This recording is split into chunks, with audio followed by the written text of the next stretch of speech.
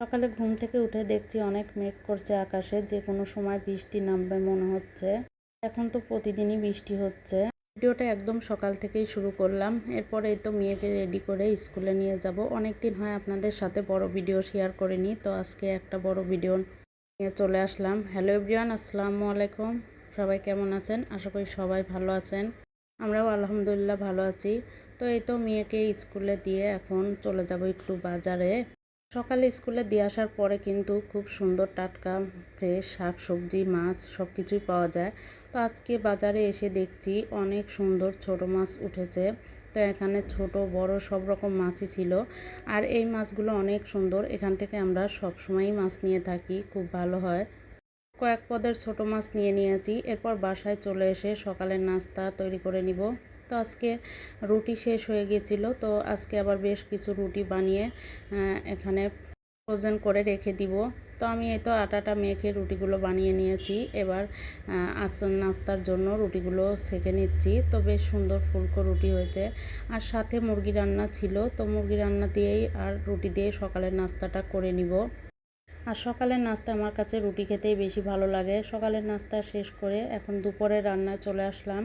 দুপুরে রান্নার জন্য আমি এখানে চাল কুমড়োর চাক ভাজি করে নিব। আর একদম জালি চাল কুমড়োর দিয়ে চাক ভাজি করলে খেতে কিন্তু অনেক মজা হয়। এরপর এখানে মিশালো শাক ভাজি করব। আর মিশালো শাক ভাজিটা কিন্তু একটু বেশি মজা হয় খেতে। খুব সুন্দর একদম টাটকা ফ্রেশ শাক।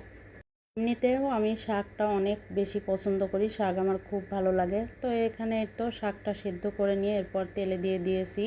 তো শাকটা এরকম সবুজ অবস্থাতেই রান্না করলে কিন্তু অনেক মজা হয় খেতে। এরপর রান্না করব চিংড়ি মাছ দিয়ে কচুরলতি।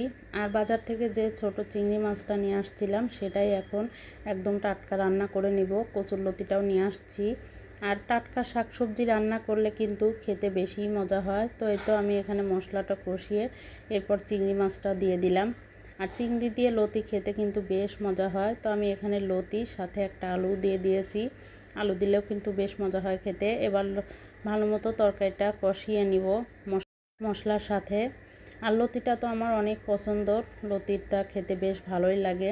তো এই যে আমার লতি আর চিংড়ি মাছটা কিন্তু ভালো মতো কষানো হয়ে গেছে। এরপর এখানে আমি অল্প পরিমাণ পানি দিয়ে দিয়েছিলাম। এবার একটু এই যে পোড়া পোড়া করে নামিয়ে নিব। আর চচ্চড়ি একটু পোড়া পোড়া হলে কিন্তু ভালো লাগে। এর দুপুরবেলা দেখছি অনেক জোরে ঝুম বৃষ্টি হচ্ছে। তো বৃষ্টি দেখতে তো আমার কাছে খুবই ভালো লাগে। আর এখন তো আসলেই প্রতিদিনই বৃষ্টি হয়। এরপর বিকেলবেলা তো একটু এখানে চিকেন বল বানাবো। তো আমি এখানে চিকেন বলের জন্য সব কিছু রেডি করে নিয়েছিলাম। এখন বলগুলো বানিয়ে নিলাম। আর চিকেন বলটা একটু বেশি করে বানালে নাস্তার আর কোনো টেনশন থাকে না, বাচ্চাদেরও টিফিনে দেওয়া যায়। তো আমি এই তো বলগুলো এখানে এখন ভাপ দিয়ে নিব।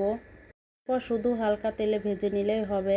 রাতের বেলা এই তো দেখছি আইসক্রিম নিয়ে আসছে, তো মামিয়ে খেতে বসে গেলাম। তো আজকের ভিডিওটা এ পর্যন্তই। সবাই ভালো থাকবেন। আল্লাহ হাফেজ।